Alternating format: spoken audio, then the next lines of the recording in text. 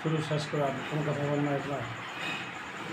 আচ্ছা ওই মাননীয় চেয়ারম্যান সাহেব, আমরা একটু একটা প্রশ্ন করব যে দিনাজপুর ৪ চিরিবন্দর খানসভা আসনের জাতীয় সংসদ সদস্য মাননীয় অর্থমন্ত্রী আবুল হাসান মাহমুদ আলী আজকে একটা বিল পাস করেছেন। বাজেট। হ্যাঁ, বাজেট যেটা অধিবেশনে নিয়ে আসছেন, এটার অনুভূতি কি, আপনি কি অনুভূতি প্রকাশ করেন বা স্বাগত জানার ব্যাপারে আলোচনা একটু দয়া করে বলবেন কি?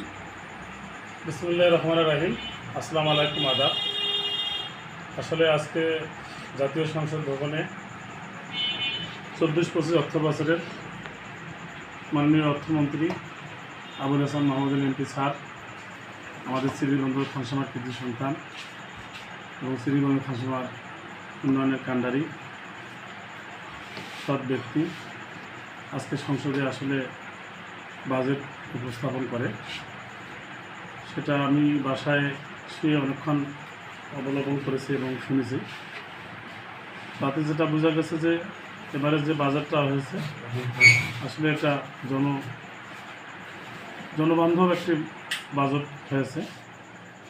পাশাপাশি আমার মনে হয় এই বাজেটের মাধ্যমে দেশের কীভাবে উন্নয়ন সংগঠিত সম্ভব তার মধ্যে উঠে এসেছে, এবং আরও একটি বিষয় উঠে এসেছে কীভাবে দুর্নীতি মুক্ত করা যায় এবং কমিয়ে আনা যায়, সেটাও এই বাজেটের মধ্যে আছে। এবং নিত্যপণ্য জিনিসের মানুষের যেটা ক্রয় ক্ষমতার মধ্যে থাকে সেটাও এই বাজেটের মধ্যে আসলে দেখা গেছে নিয়ে এসেছে আর কি অর্থমন্ত্রী মহোদয়। সর্বসাকুল্যে এবারকার যে বাজেটটা স্থাপন হয়েছে আমার ব্যক্তিগতভাবে মনে হয় যে খুব ভালো হয়েছে, এবং মাননীয় প্রধানমন্ত্রী যে লক্ষ্য নিয়ে দেশ উন্নয়ন চালিয়ে যাচ্ছে, ওনার যে লক্ষ্য ভীষণ স্মার্ট বাংলাদেশ গড়বে, ইতিমধ্যে ডিজিটালের বাংলাদেশে আমরা পা দিয়েছি, সেই লক্ষ্যেই কিন্তু বাজেটটা উপস্থাপন হয়েছে। এবং শিক্ষা খাতে এবার বরাদ্দ মোটামুটি ভালো দিয়েছেন, বাকি চিকিৎসা খাত থেকে শুরু করে বিদ্যুৎ খাত থেকে শুরু করে সার্বিকভাবে আমার মনে হয় যে বাজেট খুব ভালো হয়েছে। তাতে দেশের মানুষ এবং দেশ এগিয়ে যাবে। এবং আরও একটা জিনিস এখানে বাজেটের মধ্যে উপস্থাপন হয়েছে কীভাবে মানুষের কর্মসংস্থান বৃদ্ধি করা যায়, এজন্য নতুন কিছু প্রতিষ্ঠান বা বেসরকারি সরকারিভাবে যেন কর্মসংস্থানের ব্যবস্থা করা যায় সেদিকেও লক্ষ্য রেখেছে। যোগাযোগ ব্যবস্থার কীভাবে উন্নয়ন সংগঠিত হয় সেটাও এই বাজেটের মধ্যে উপস্থাপন এসেছেন। এবং আমি আরও শুনেছি আমাদের স্থানীয় উন্নয়ন সরকার পূর্বে যে বাজেট ছিল এবার একটু হলেও আর কি বৃদ্ধি করেছে আর কি, সেটাও হয়তো আমরা অনেক ছোটো মোটো কাজ করতে পারবো। আর একটা জিনিস আমি দেখেছি যে বয়স্ক ভাতা এবং বিধবা ভাতা প্রায় 2 লাখ করে এই অর্থ বছরে বৃদ্ধি করছে সারা দেশে। এতে আমাদের অনেক বয়স্ক মানুষ যারা আছে, বিধবা আছে, তাদেরও আমরা হয়তো উপকার করতে পারবো। সর্বসাকুল্যে জনবান্ধব একটা ভালো সুন্দর বাজেট উপহার দিয়েছে। এবং ইনি আমাদের উপজেলার মানুষ, উপজেলা আমাদের এমপি মহোদয় উত্তরবঙ্গে এর আগে অর্থমন্ত্রী কোনোবার হয় নাই, এবার আমরা পেয়েছি। আশা রাখি যে এই বাজেট বাস্তবায়ন হবে এবং উত্তর আমি এর উন্নতি কামনা করি এবং আশা রাখি যে একটা ভালো করতে পারবে। আচ্ছা, ভালোবাসি। আপনার বর্তমান চেয়ারম্যান হওয়ার পর থেকে আপনি এই মাননীয় প্রধানমন্ত্রীর অনুদানের মাধ্যমে কতটুকু দেশে বা এলাকার ডেভেলপমেন্ট কাজ করলেন, এটা একটু দয়া করে বলবেন কি? আমাদের তো আসলে আগে এলজিএসপি ছিল, এলজিএসপি এখন বন্ধ হয়েছে। এখন আমাদের উন্নয়ন সহায়তার কাজ চলতেছে। উন্নয়ন সহায়তা বরাদ্দ কম, বছরে 8-10 লাখ টাকা বরাদ্দ পাওয়া যায়। তারপরেও টিআর কাবিখার মাধ্যমে কিছু কর্মসংস্থান হয়। আর বর্তমানে মানুষের যে সাধারণ মানুষ যেন উপকৃত হয় এর জন্য টিসিবি প্রতি মাসে মাসে অব্যাহত আছে। এবং খাদ্য বান্ধব কর্মসূচি 10 টাকার যে চাল সেটা এখন 15 টাকা করেছে, সেটা চালু আছে। পাশাপাশি আমাদের মাধ্যমে ভিজিবি দুস্থ ভাতা যারা কার্ড পায় 2 বছরই, সেটাও অব্যাহত আছে। তারপরে বিধবা ভাতা, বয়স্ক ভাতা, মাতৃত্বকালীন ভাতা যেন আমরা অনেক পেয়েছি, অনেক দিয়েছি, মানুষের উপকার হয়েছে। মা বোনেরা যারা যে পুষ্টির যে ইয়েটা সেটা কিন্তু এই সরকার লক্ষ্য দিয়েছে আর কি, সেই কাজগুলো আমার মনে হয় এটাতে খুব উপকৃত হয়েছে আর কি।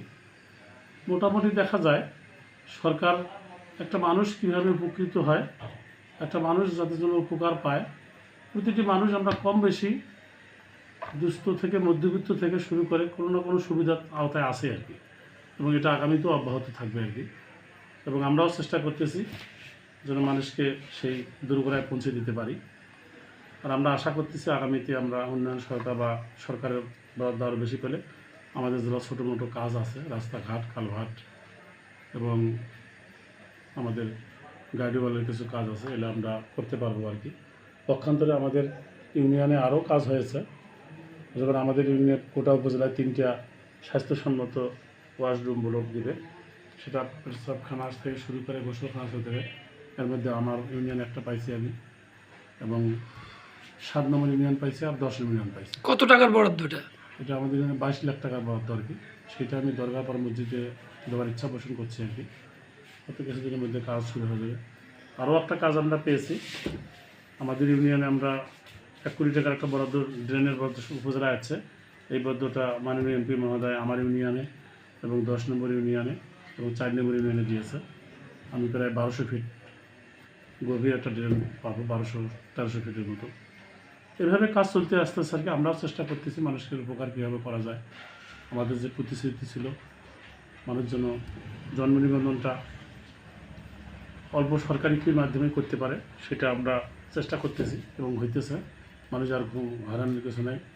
আমরা প্রতিশ্রুতি দিয়েছিলাম মানুষকে, ওয়ারিশনের কোনো টাকা পয়সা নেব না, আমরা কোনো ওয়ারিশনের টাকা পয়সা নিই না, আমরা তদন্ত সাপেক্ষে ওয়ারিশন মানুষকে দিয়ে দিই, এবং যার যে প্রত্যয়নের দরকার যদি সেই প্রত্যয়নটা সঠিক থাকে দেখি সেটাও আমরা দেওয়ার চেষ্টা করতেছি।